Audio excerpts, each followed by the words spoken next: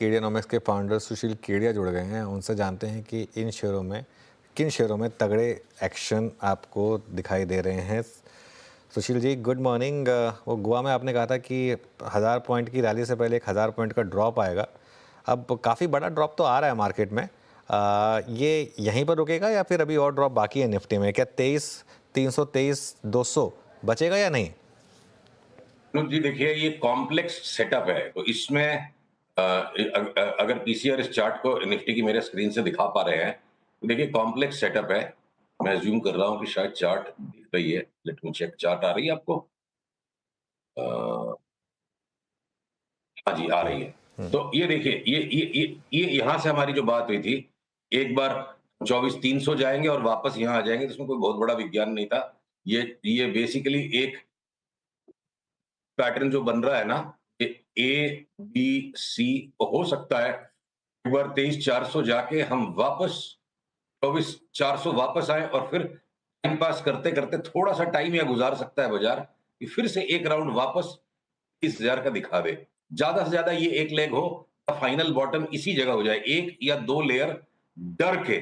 चाहे वो अब एचएमपीवी वायरस 20 साल से है संसार में, अब उसको लेके भय बना दिया, पीवीआर को कूट दिया। बेसिकली इंड्यूस्ड फियर का मार्केट मुझे लग रहा है। मैं रॉन्ग हो सकता हूं, बट अभी ये लग रहा है बस डरा धमका के बाजार माल छीन रहा है। इतना वेरिएशन हो जाए कि क्या तो हम अगले 7-8 दिन में 23,24, 23,400, 23,300 का बॉटम बना देंगे, या 10-12 दिन में एक बार और दोबारा से उसको दिखा देंगे। इससे ज्यादा की जगह नहीं दिखती है। उसके बाद मुझे गोइंग इनटू द बजट खतरनाक तेजी अपने बाजार में लगती है, और बजट के बाद भी ये तेजी आगे सस्टेन कर जाएगी। तो अभी से बजट वाले दांव खोजने हमें चाहिए। ये मैं स्क्रीन पे जगह कम है इसलिए 26,000 ही जोड़ रहा हूँ, क्या पता 27,000 भी हो जाए हम फरवरी के मिडिल में, फरवरी के एंड तक। तो अगले कुछ दिनों में ये 400-500 पॉइंट का जो डर है, अब डरेंगे भी और कमाएंगे भी, दोनों काम तो होते नहीं, निडर होकर काम करना पड़ेगा। ओके, चलिए तो मतलब इस समय बाइंग आप सजेस्ट कर रहे हैं फिर? और स्टॉक स्पेसिफिक अगर कुछ अच्छे ट्रेड्स बता सकें तो देखिए, स्टॉक स्पेसिफिक्स में बहुत सारे स्टॉक्स हैं। अब अगर मैं आपको फाइनेंशियल सर्विसेज के स्टॉक्स में बताऊं, तो जियो फाइनेंस हमें लगता है डबल हो जाएगा। 4 से 5 महीने का पर्सपेक्टिव लीजिए। और इसी साल 2025 में बजाज फाइनेंस हो सकता है आधा हो जाए, 8,100 दिखा के 4,100 तक गिर जाए। तो ऐसे में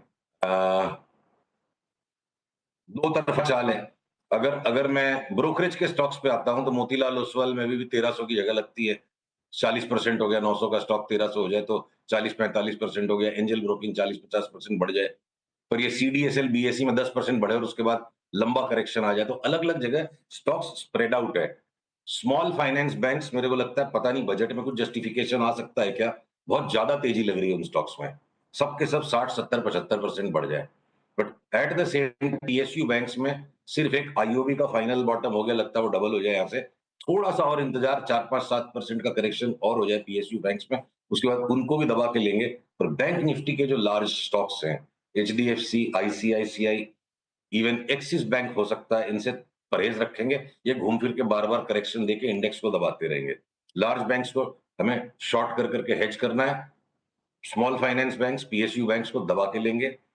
अब आप आ जाओ, अगर मेटल्स की स्पेस में आते हो, अपनी बात पहले भी हुई थी एमओआईएल, अब उसमें एक हायर बॉटम बन रहा है, और एमओआईएल यहां से लगता है मेरे को डबल हो जाएगा। 3 से 6 महीने का पर्सपेक्टिव रखिए। मैंगनीज के prices world wide shoot up करते जा रहे हैं। अगर अगर मैं मेटल्स की इस पिक के अलावा बाकी भी मेटल्स में ब्रॉडली करेक्शन हो लिया, थोड़ा सा और जगह बाकी है। ऑटोज में हम टाटा मोटर्स पे तेजी और बढ़ाते जाएंगे। ब्रिटिश पाउंड में कल बड़ा रिवर्सल आ गया, 20% की जंप वहां आती है, टाटा मोटर्स 40% बढ़ जाएगा। अभी हम 25% की बात लेके चलते हैं। तो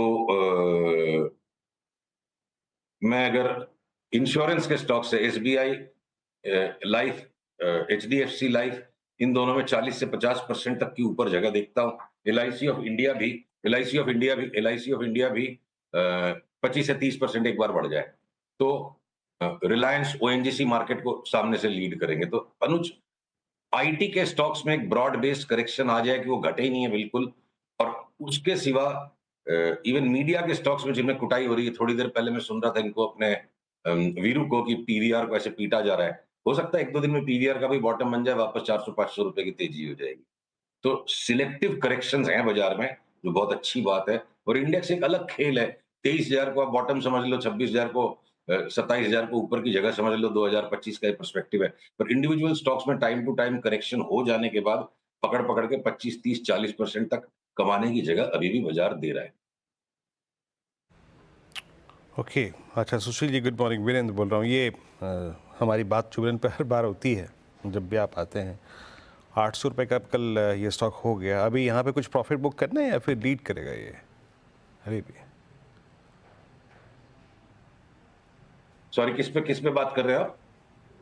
जुबिलेंट पे हम हर बार बात करते हैं और चला भी खूब तबीयत से इस बार पिछले 20 दिन में। अब थोड़ा बुक करें या फिर अभी चलने दें इसको? अभी अभी नहीं, आपके अनुसार हमारी करना क्या चाहिए? जुबिलेंट पे हमारी जो पर्सपेक्टिव थी कि 400 से 800 तक हम इसको राइड करेंगे, वो राइड भी कंप्लीट हो गई। टारगेट खाली पूरा नहीं हुआ, पैटर्न भी पूरा हो गया। जुबिलेंट से अब हम आउट हैं और 1, 2, 3, 4 दिन में जब भी इसमें शॉर्ट सेल का सिग्नल बनेगा, हम जुबिलेंट को अगले 6 महीने, 8 महीने वापस 800 से 400 की जर्नी एक्सपेक्ट करते हैं और उसके अनुसार बार-बार बेच-बेच के इसमें ट्रेड बनाएँगे। सारे एफएमसीजी जब करेक्ट कर रहे थे, जुबिलेंट एक तरफ भागता गया। अब जुबिलेंट से निकल के हम बाकी के एफएमसीजी स्टॉक्स में पैसे डालेंगे। अच्छा, इसके जुबिलेंट सारा से निकल के आप बाकी सब एफएमसी पैसा जहां डालेंगे, वो कौन सी पॉकेट्स होंगे सुशील जी? टाटा कंज्यूमर को देखिए अच्छा मूव दिया, ब्रिटानिया ने अच्छा मूव दिया, कल डाबर मैरी को कोलैप्स हुए, बट आपका टेक क्या है? वो पैसा कहाँ जाएगा, किस तरफ? डाबर पे सबसे ज्यादा तेजी करनी है। उसके बाद आप सारे के सारे एफएमसीजी स्टॉक्स ले सकते हैं। समस्या है कौन सा न ले। मतलब 35% अगर हिंदुस्तान लीवर जैसा भारी भरकम स्टॉक भी बढ़ता लगता है, लेकिन बार-बार डर का वातावरण इस संसार में आएगा। क्रूड में मेरे को लगता है फाइनल लास्ट करेक्शन अगले 5, 7, 8 दिन हो जाए, उसके बाद क्रूड एक तरफा अगर भागेगा $100 तक, तो कुछ ना कुछ संसार में समस्या पैदा होने पे भागेगा। और समस्या के माहौल में, डर के माहौल में एफएमसीजी बिल्कुल सेफ बेट है। सबकी चार्ट्स रेडी है।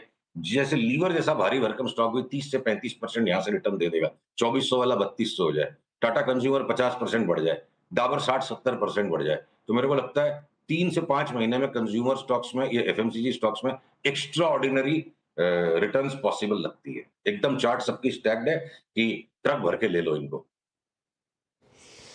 ओके, ट्रक भर के ले लो। चलिए अब जो एकदम 5 बैगर 10 बैगर कॉल कौन सी होगी इस समय? जैसा बीएससी आपने 2 साल पहले बताया था, ऐसा कोई नोवेल आइडिया?